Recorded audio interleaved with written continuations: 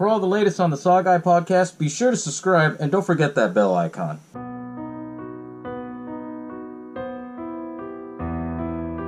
Hello, and welcome to the SaWGuy podcast.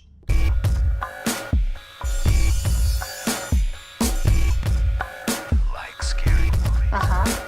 What's your favorite scary movie? Here's Johnny. We'll tear your soul apart. The boogeyman is real, and you found him. Game over, man. Game over. What do you want? I want to hear you scream. Stop the prime time, bitch! Misery Chastain cannot be dead. Welcome to the SaWGuy podcast. As always, y'all know I am the SaWGuy, and what the fuck is this?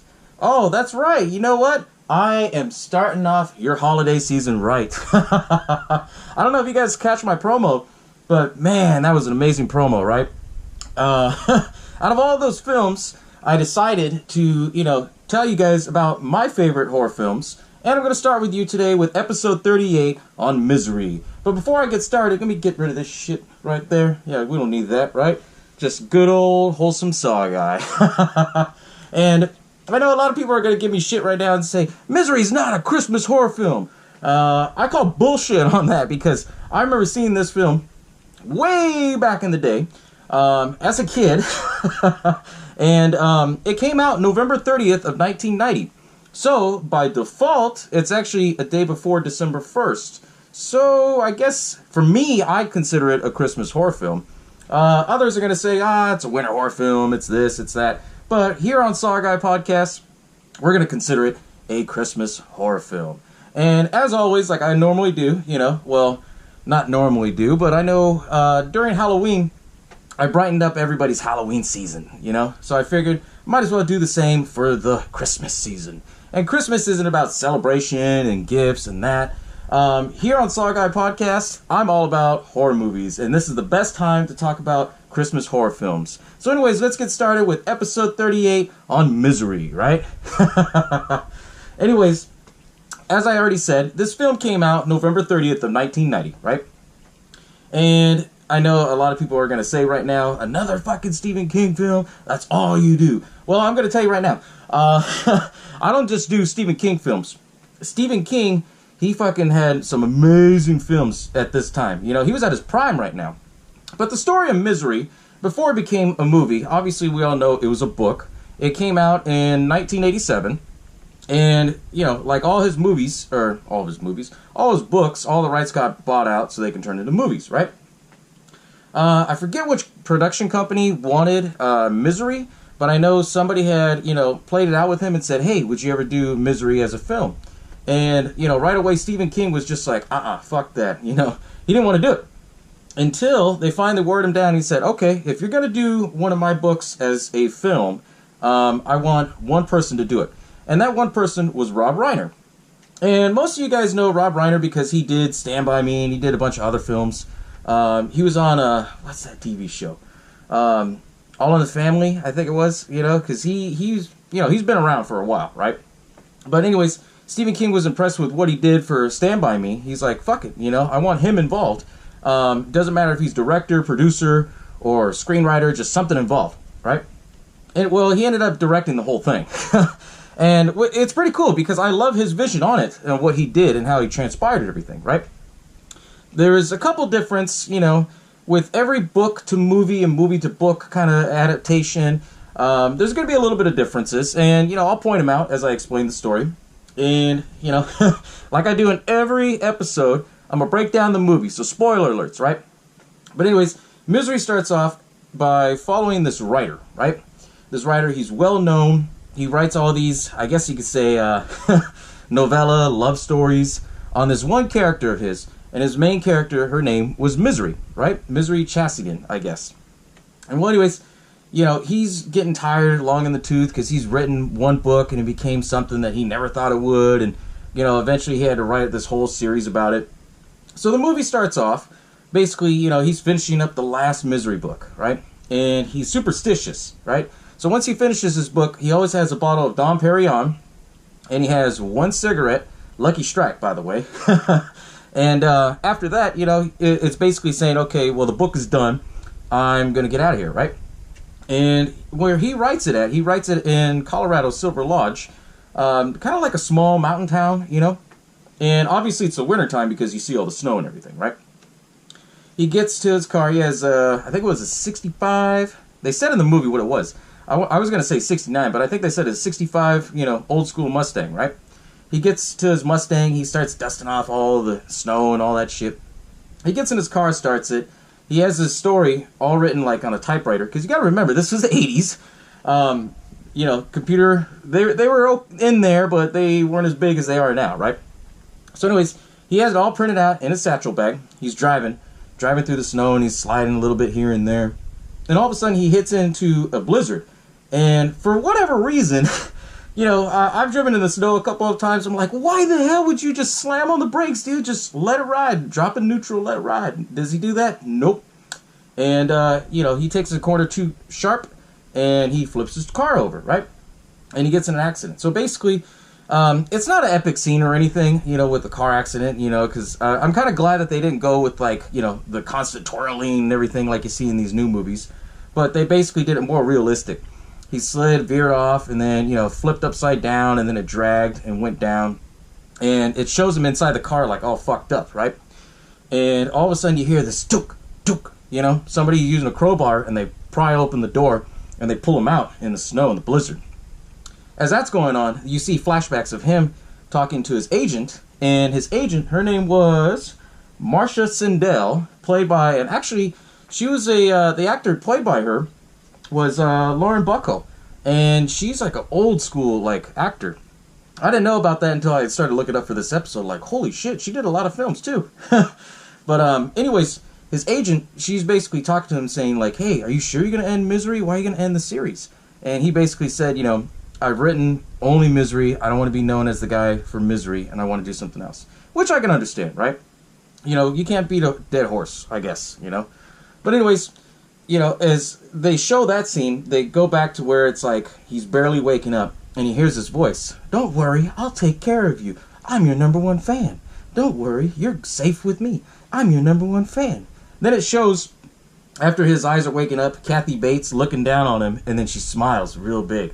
Now, Kathy Bates, she was I guess you could say like a TV actress at the time. She wasn't really too big or anything, but she got cast in this role, and she did fucking amazing on this, Originally, they wanted Bette Midler. Yeah, the one from Hocus Pocus, right? But she turned it down because she said she played like an evil character, right? And with that being said, I mean, I'm glad that Bette Midler didn't take it, because it would have been a completely different film, right? But anyways, now they start conversating. Like Paul, the writer, who's played by James Caan, by the way, he's just sitting there like all tore up. His face is all bruised and everything. Where am I at? How long has it been? She tells him, oh, it's been 2 days. You were in a car wreck in the blizzard, but I nursed you back to health. And he was like, okay, well, what's wrong? Can I get up? Is there any way I can get to the hospital? So she basically tells him like, okay, well, we can't get you to the hospital. There's a blizzard, but I'm going to take care of you.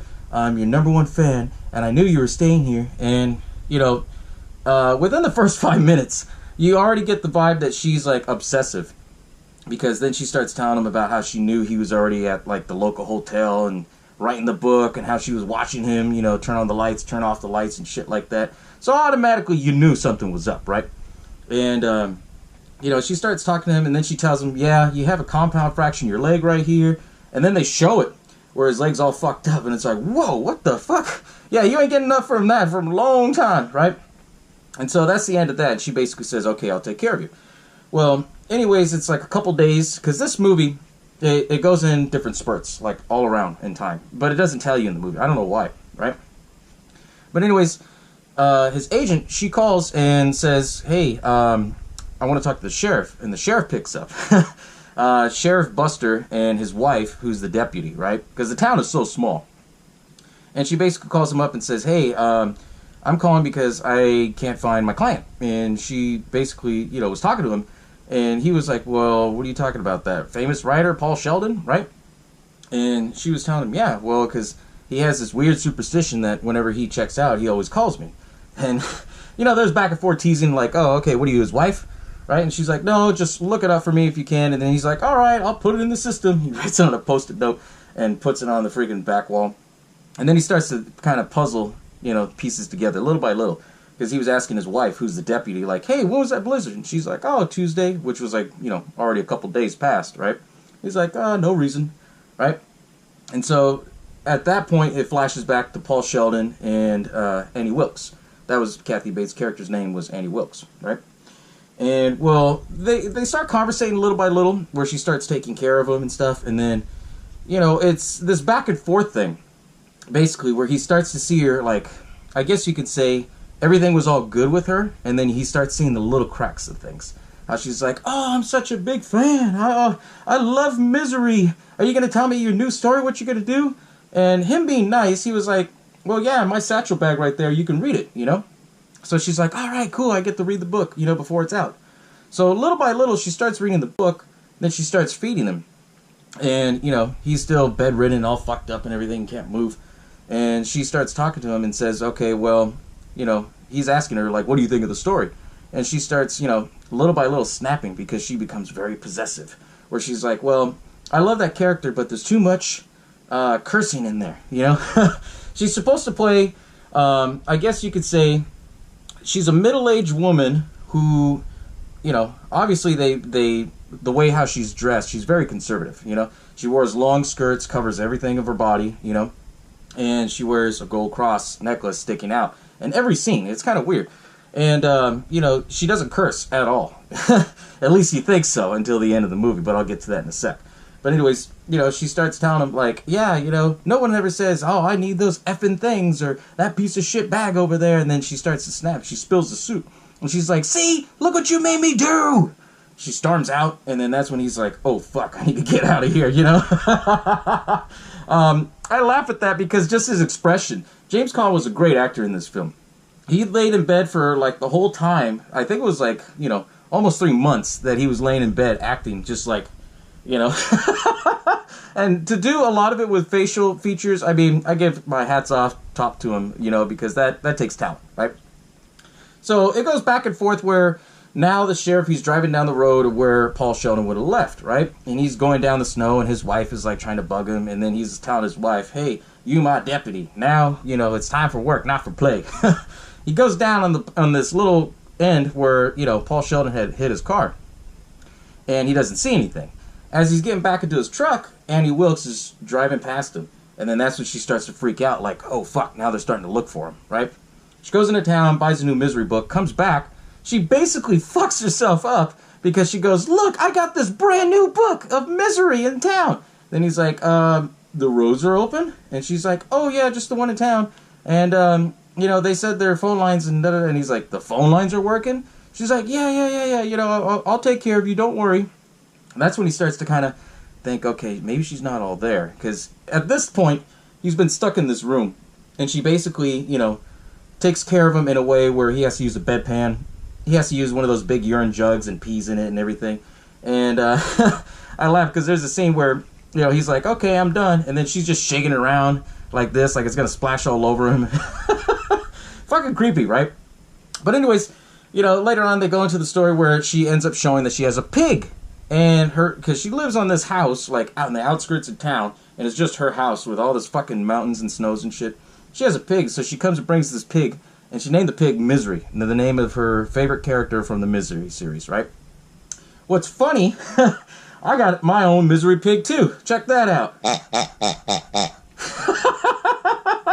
Yeah, I know, I had to. I mean, hey, it's in the holiday spirit, too, right? I know, bad joke. I know, I get it. But anyways, she shows a pig to Paul, and Paul's like, what the fuck, a pig? Why do you have a pig? Right? And then she starts acting different. Like, her moods go up and down. Like, she's happy, then she's pissed. And she's happy, then she's pissed. And he's like, okay, whatever, right?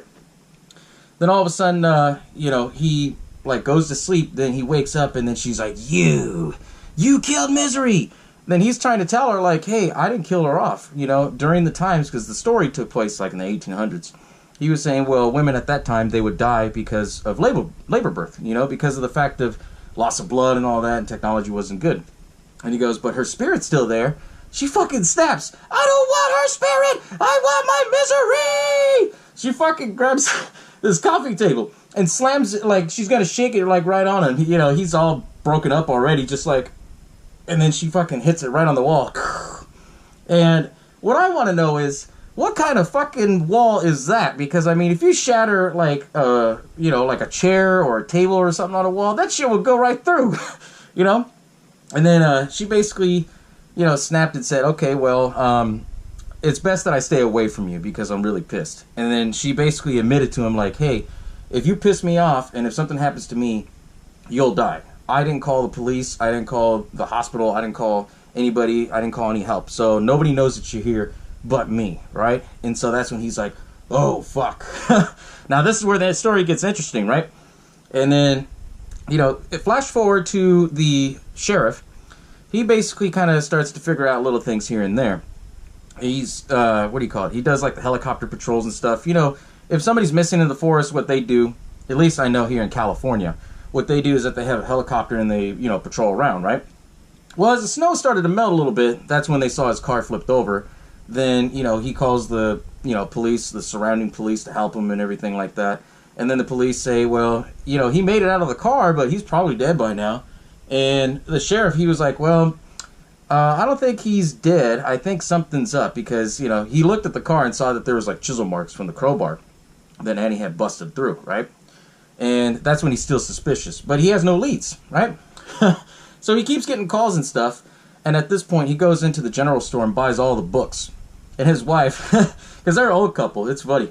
You know, she's like looking into all of his credit card records, see if he's, you know, just went missing for one day and just was somewhere else. But basically, you know, his wife was just fucking with him, saying, well, all you think about is work. And who's this gal that you cheating on me with? You know, and here he has a stack of books. They're all like, why the hell are you reading these misery books? He's like, well, if I want to find Paul Sheldon, I have to know about Paul Sheldon. So it shows later on through the film, different parts of the film, he's reading through the books, right?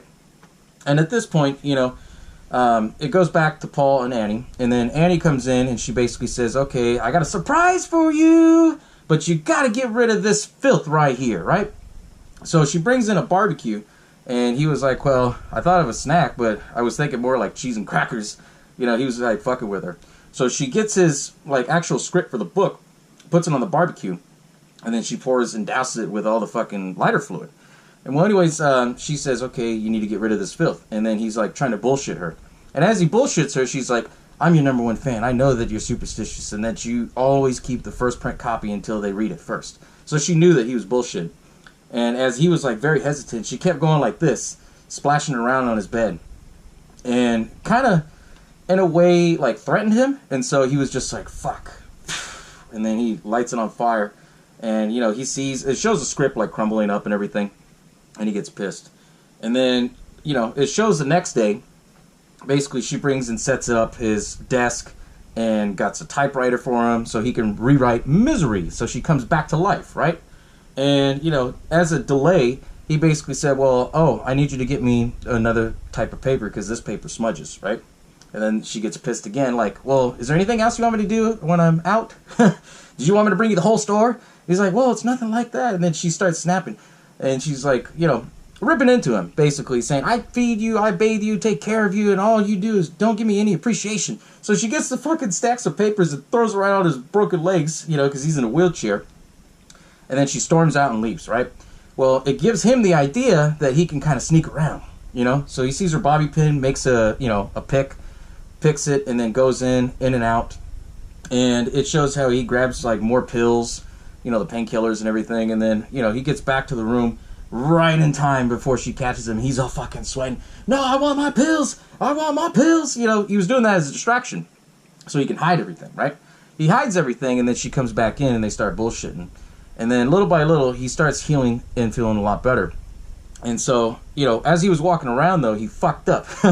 He knocked down whatever, I guess it was a penguin display. And little by little, you know, he started being brave. And as he was writing the story, she was getting all excited about it. And he's like, oh, let's celebrate. They have a little celebration. And what he did with those painkillers is that he'd crack them, and then he would put it in this paper. Then he tried to spike her wine. But she knew, because she tipped over her wine and spilled it when they were eating dinner. And then he's like, oh, fuck. So he grabs a knife, puts it underneath his bed. Little by little, he tries to be sneaky so he could try and plan his escape. Well, all of a sudden, he wakes up in the morning. Then all of a sudden, he's tied down like this, right? And then this is where it gets different from the book. At this point, she basically calls him out and says, I know you've been out. And he's like, well, what are you talking about? I see that you have this knife.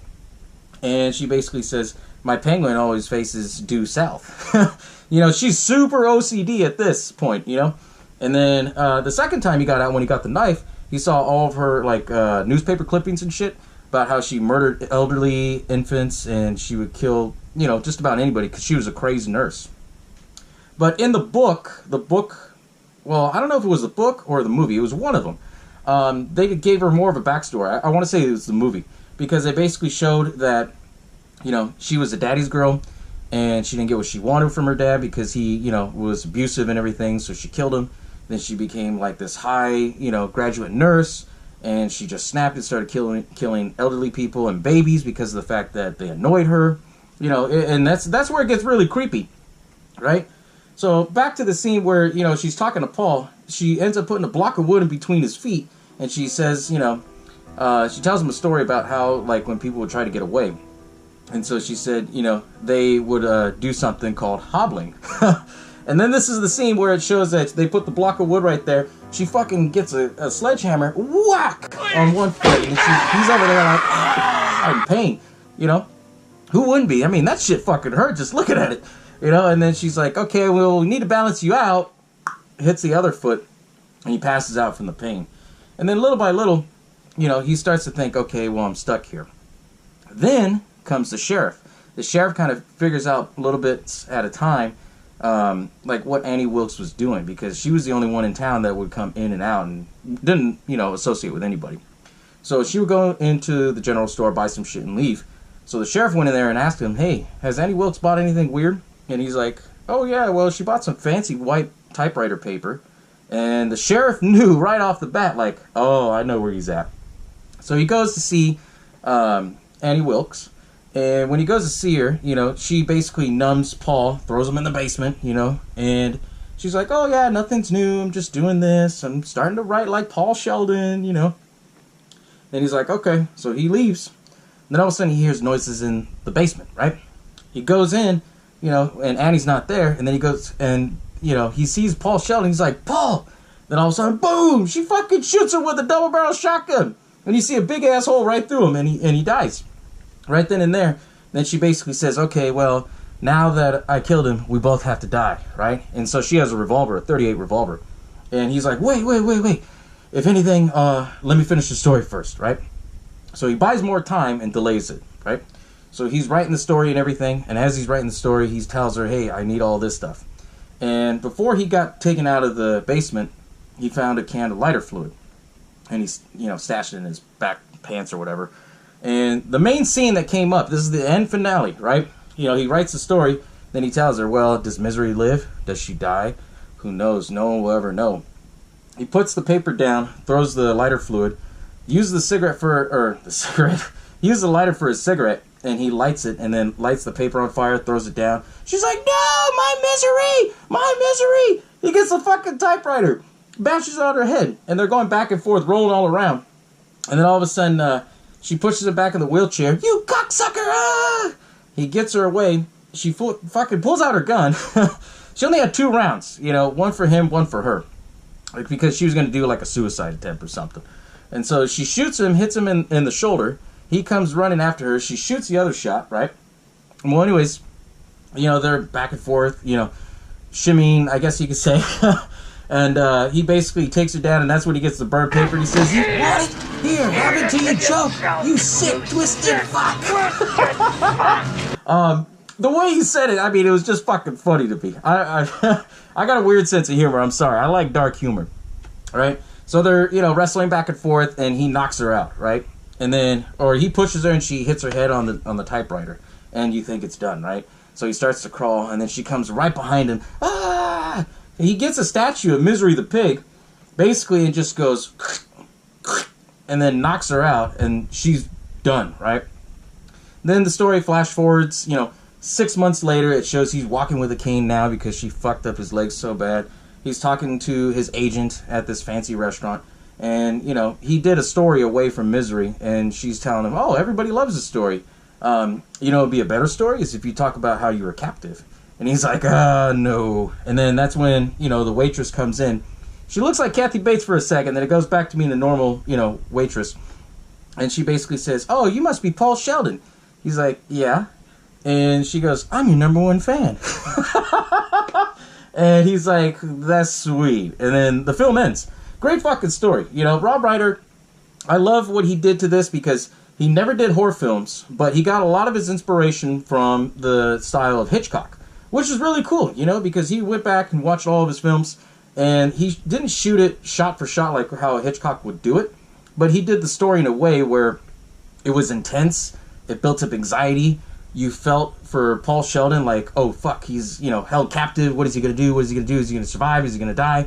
And, you know, originally in the story, Stephen King was going to have Annie Wilkes kill Paul Sheldon, feed his remains to Misery, the pig, right?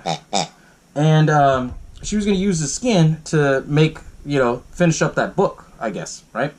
She was going to use the skin and then put the paper and bind it and everything like that, which would have been a cool ending, but it would have been a completely different story, right? But, you know, with this movie, it didn't garner too much interest because of, you know, the fact that, I mean, the critics love it. I mean, this is the only horror film I think won an Oscar. Because I know Kathy Bates, she won an Oscar for her role in this. But I think it's one of the very few films, actually, it was the only one until Silence of the Lambs, which is pretty cool, you know? It put the horror genre movies on the map, right? And Kathy Bates was so, you know, good in this role that she basically became like instant stardom. You know, now we see her in American Horror Story, all kinds of movies, right? James Caan, he kind of, you know, faded away a little bit, you know, because he was on the older side of the spectrum, you know. He's done some other movies, but, you know, I guess his son, he does a lot more acting than he does now, so. But what I love about this story is that for the longest time, everybody kept asking Stephen King, you know, what is this story about? You know, what's the themes into it? And he never really mentioned it for a long time. It wasn't until, I believe it was 2010 or 2011 when he mentioned it. But he basically said the adaptation that he did of Misery was the fact that he was going through, you know, withdrawals with drugs. And he was the drug, and he was Paul Sheldon. And that's the analogy that he used with it, and that's how he built the story of Misery, where everything's all nice and dandy and everything, and then all of a sudden, little by little, you see the cracks, and then he can't leave, you know? So, I mean, you can see a lot of that aspects with it. I know there's a lot of people that give their own different interpretations of what, you know, this film means and stuff like that, but what I see about this film, I see it as a great Christmas horror film, honestly. And for all those people that tell me, oh, you know, this isn't a Christmas horror film, look at the date it was released, man, come on. I mean, the day before December, right? It's basically a Christmas horror film, you know, and I always, around the holidays or Christmas time, I usually like to watch, you know, a few good films, you know, nothing too crazy, you know, but you'll see. I mean, if you saw the promo, you know, you'll see what's coming up next, right? But I love this film just because it was just so different. I mean, it's raw, but at the same time, there isn't too much gore. You know, because there's a lot of people at this time, well, more so back in the day than now, that, you know, they don't like gore. And I forgot to mention the hobbling scene, where she breaks his foot, right? In the story, the actual book, she doesn't use, you know, a sledgehammer breaks his foot. She uses a fucking axe and cuts his foot off, right? They decided against it because they said, okay, it'd be too gory. They would have to make it rated R. I don't know if it's originally rated R right now with the hobbling scene, but I know for a fact that they didn't want to do the axe scene because they didn't want to make it, you know, too intense, right? But what they did, how they did the sledgehammer and the hobbling scene was, you know, pretty cool anyway, you know, because you don't see stuff like that in horror films, and you don't see it like intense. And the fact that, you know, that they played it off really good, and, you know, just a lot of it was, I guess you could say, from all the research I did, everybody said it was more or less like they either had it planned or they just did it on the fly, right? I believe they did it more on the fly, like, okay, well, we don't want to make this scene too intense, so we're going to do it this way, right? And, you know, that's what we got, is the sledgehammer scene, instead of, you know, the axe chopping off his foot. But, you know, if you're a Stephen King fan, and, you know, you love his movies, or you love his books, I recommend, I mean, out of both of them, I mean, they're both well done. I mean, it depends. You know, you can go with Pepsi or Coke at this point, right? That's, to me, how I see it. I love the story, don't get me wrong. I still read it from time to time, but I prefer the movie during the holidays, you know. It makes it more fun, you know. But anyways, thank you all for tuning in and checking out this episode on Misery. Me and Misery, we're going to go and spread some Christmas horror movie joy, right? Anyways, I'll catch y'all next time, as always.